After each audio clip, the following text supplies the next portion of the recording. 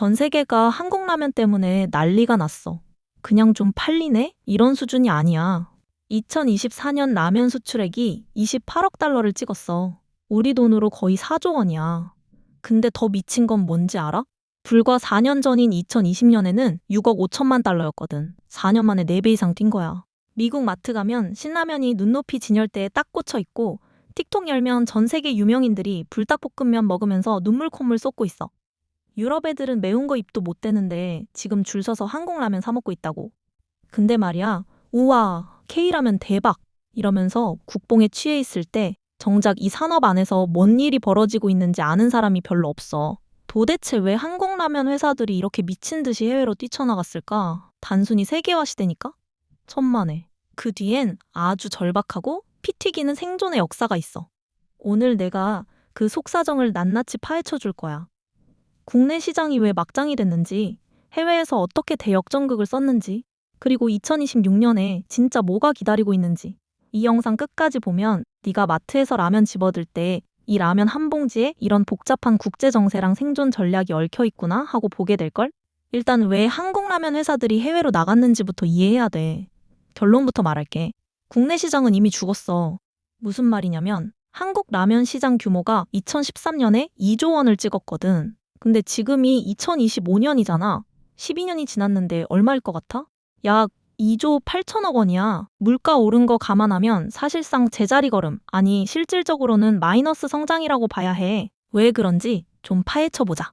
우선 라면은 대표적인 서민 음식이자 정부의 집중관리 품목으로 묶여 있어 물가 안정을 위한 당국의 통제와 여론의 저항 때문에 가격 인상이 매우 어려워. 이로 인해 내수 시장의 영업이익률은 5%에서 6%에 불과해. 많이 팔아도 남는 게 거의 없는 거지. 그리고 시장이 너무 포화됐어. 국내에 라면 브랜드가 몇 개인 줄 알아? 농심, 삼양, 오뚜기, 팔도? 이 네 회사가 거의 90% 이상을 먹고 있는데 이미 모든 가정에 라면이 있어. 더 팔 데가 없는 거야. 신제품 내봤자 기존 제품 시장을 뺏어오는 상황이야. 거기에 인구수는 점점 줄어드는데 시장이 커질 수가 있겠어? 자, 이 상황에서 기업들 입장을 생각해봐. 국내에만 있으면 뭐가 되겠어? 서로 제 살 깎아먹기 가격 전쟁하다가 다 같이 망하는 거야. 그래서 결론이 뭐였냐? 여기서 싸울 바에 밖으로 나가자. 이게 해외 진출의 본질이야.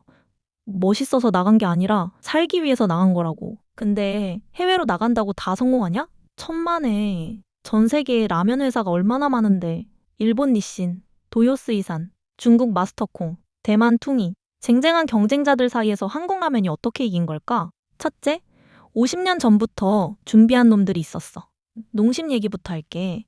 이 회사가 좀 무서운 게 뭐냐면 1971년에 이미 해외 수출을 시작했어. 창업한 지 고작 6년 만이야. 그때 한국이 어떤 나라였는지 알아?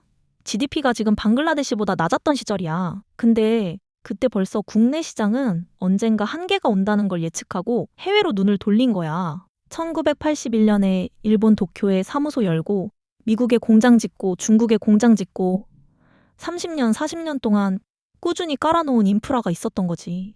2004년에 수출 1억 달러 찍고 2015년에 5억 달러 찍고 서서히 몸집을 불려왔어. 이게 뭘 의미하냐면 갑자기 운 좋게 터진 게 아니라는 거야. 수십 년간 씨앗을 뿌려놨는데 2020년대에 들어서 그게 한꺼번에 열매를 맺기 시작한 거지. 둘째, 맛이 아니라 놀이를 팔았어. 자, 여기서 삼양식품 얘기 안 할 수가 없어. 2010년대 초반까지만 해도 삼양은 농심한테 국내에서 밀리고 있었거든. 시장 점유율이 15% 내외였어. 농심이 거의 절반을 먹고 있었고.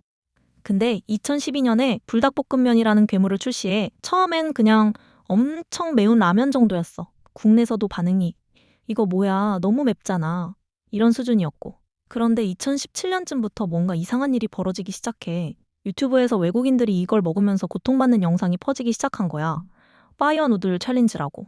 땀 뻘뻘 흘리고 눈물 콧물 쏟고 우유 벌컥벌컥 마시면서 오마이갓 외치는 영상들. 이게 바이럴이 된 거지. 이게 왜 중요하냐면 라면이 음식에서 콘텐츠로 바뀐 거야. 배고파서 먹는 게 아니라 조회수 뽑으려고 사는 거야. 틱톡 열면 지금도 불닭 챌린지 영상이 수백만 개야. 이건 식품 산업의 승리가 아니라 엔터테인먼트 산업의 승리라고 봐야 해. 특히 2020년 팬데믹 터지면서 전 세계 사람들이 집에 박혀서 유튜브만 보고 있었잖아. 그때 이게 폭발한 거야. 삼양은 진짜 운이 억세게 좋았던 거지. 아니, 운이라기보다는 준비된 자에게 기회가 온 거라고 해야 맞겠다. 결과가 어땠냐고? 삼양식품 작년 매출이 전년 대비 45% 폭등해서 1조 7천억 원을 찍었어. 그리고 이 충격적인 숫자 좀 봐.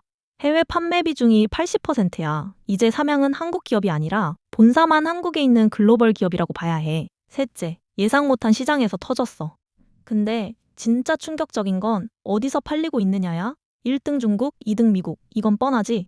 중국은 인구가 14억이고 미국은 구매력이 세계 최고니까. 근데 성장률을 보면 얘기가 달라져. 네덜란드가 5년 연평균 성장률 71.8%, UAE가 40.2%, 사우디아라비아가 31.5%, 독일이 31.4%, 영국이 29.7%야. 이게 말이 돼? 네덜란드가 라면 강국이 될 줄 누가 알았겠어. 유럽 사람들은 매운 거 입에 대지도 못한다고 했잖아. 근데 지금 줄 서서 사 먹고 있어. 이유가 뭘까? K컬처의 힘이야. BTS, 블랙핑크, 오징어 게임, 기생충, 한국 문화에 대한 관심이 폭발하면서 한국 사람들이 뭘 먹지? 까지 궁금해진 거야. 그래서 라면을 사는 거지. 맛있어서라기보다는 한국적인 경험을 하고 싶어서 사는 거야. K라면은 단독으로 성공한 게 아니야. K팝, K드라마, K영화라는 거대한 파도 위에 올라탄 거야. 이게 빠지면 라면도 흔들릴 수 있다는 뜻이기도 해. 자, 여기서 좀 재밌는 걸 짚어줄게. 농심이랑 삼양이 돈 버는 방식이 완전히 달라. 이거 알아두면 나중에 투자할 때 도움 될 거야. 농심은 뭘 하고 있냐면 전 세계에 공장을 짓고 있어. 미국의 공장, 중국의 공장, 이제 2026년에 부산 녹산에 또 새 공장이 완공돼. 이 공장 하나로 연간 5억 개 라면을 추가 생산할 수 있어. 전체 생산량이 12억 개로 늘어나는 거지. 농심의 전략은 신라면을 코카콜라처럼 만들겠다는 거야. 전 세계 어디서든 신라면을 살 수 있게. 현지에서 생산해서 물류비 줄이고 현지 입맛에 맞춘 제품도 개발하고 2026년에는 신라면, 김치볶음면 같은 현지화 제품도 나올 예정이야. 안정적으로 길게 가겠다는 전략이지. 농심의 목표가 뭔지 알아? 2030년까지 매출 7조 3천억 원, 해외 비중 60% 이상. 지금 해외 비중이 38%니까 거의 2배 가까이 늘리겠다는 거야. 반면에 삼양은 완전히 다른 접근이야. 해외의 공장? 별로 안 지어. 국내 밀양 공장에서 미친 듯이 찍어서 배에 실어보내. 2025년에 밀양 2공장이 가동되면 연간 8억 3천만 개를 생산할 수 있어. 삼양의 전략은 불닭이라는 IP 하나로 전 세계를 뚫겠다는 거야. 마치 게임 회사가 대박 게임 하나로 먹고 사는 것처럼. 불닭 볶음면, 불닭 까르보나라, 불닭 치즈, 불닭 로제. 불닭 하나로 변주를 계속 주면서 팬덤을 유지하는 거지. 근데 2027년 1월에 중국의 첫 해외 공장이 완공될 예정이야. 삼양도 슬슬 현지 생산 체제로 전환하려는 거지. 왜냐하면 물량이 너무 많아져서 배로만 보내기엔 한계가 있거든. 자, 여기까지 들으면 와, 한국 라면 대박이네. 주식 사야지 싶지? 근데 2026년 진짜 위기는 이제부터야. 명심해서 들어봐. 긍정적 전망부터 볼게. 첫째, 바이럴은 계속된다. 틱톡, 유튜브 쇼츠에서 K라면 영상이 여전히 쏟아지고 있어. 그리고 이걸 소비하는 주축이 이제 알파 세대까지 확대됐어. 2010년대 이후 태어난 애들이야. 얘네가 틱톡에서 불닭 챌린지 보고 자라고 있다고. 새로운 소비층이 계속 유입되고 있다는 거지. 둘째, 신흥시장이 열리고 있어. 유럽, 중동이 연 30% 이상씩 성장하고 있잖아. 아직 K라면을 한 번도 안 먹어본 인구가 수십억 명이야. 특히 무슬림 인구를 타겟으로 한 할랄 인증 라면 시장도 열릴 가능성이 있어. 셋째, 생산 능력이 폭발적으로 늘어나 2026년에 농심 녹산 공장, 삼양 밀양 2공장이 풀가동 들어가면 물량 부족 문제는 해결돼. 수요가 있는데 공급을 못해서 못 판다는 일은 없어질 거야. 이것만 보면 2026년 수출액 32에서 35억 달러. 하나로 4조 5천억 원 이상 갈 수 있어. 장밋빛이지? 근데 진짜 문제는 여기서부터야. 첫째, 건강 이슈라는 시한폭탄이 있어. 얼마 전에 덴마크에서 불닭볶음면 너무 맵다고 리콜 조치했던 거 기억나? 그거 그냥 해프닝으로 끝난 거 같지? 아니야. 서구권에서 지금 나트륨, 캡사이신에 대한 규제를 만지작거리고 있어. 유럽연합이 이거 국민 건강 해친다면서 경고라벨 붙이라고 하거나 세금 때리거나 심하면 판매 금지 때리는 순간 그날로 주가 반토막 나는 거야. K라면이 지금 자극적인 맛으로 떴잖아. 그게 강점인 동시에 가장 큰 약점이 될 수 있어. 아이러니하지? 둘째, 원자재 값과 환율의 배신이야. 라면 만드는데 뭐가 필요해? 밀가루, 팜유, 각종 향신료. 근데 왜? 우크라이나 전쟁, 기후변화 때문에 이것들 가격이 미쳐 날뛰고 있어. 지금은 원화가 약해서 수출할 때 이득 보는 것 같지?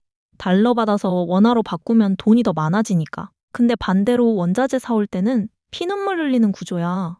달러로 사야 하니까 원가가 올라가는 거지. 만약 2026년에 환율이 꺾이고 원자재 값이 더 오르면 매출은 늘어도 순이익은 박살날 수 있어. 이걸 이익의 훼손이라고 하는데 매출 늘었다고 좋아하다가 뒤통수 맞는 거지. 셋째, 시장 포화의 그림자야.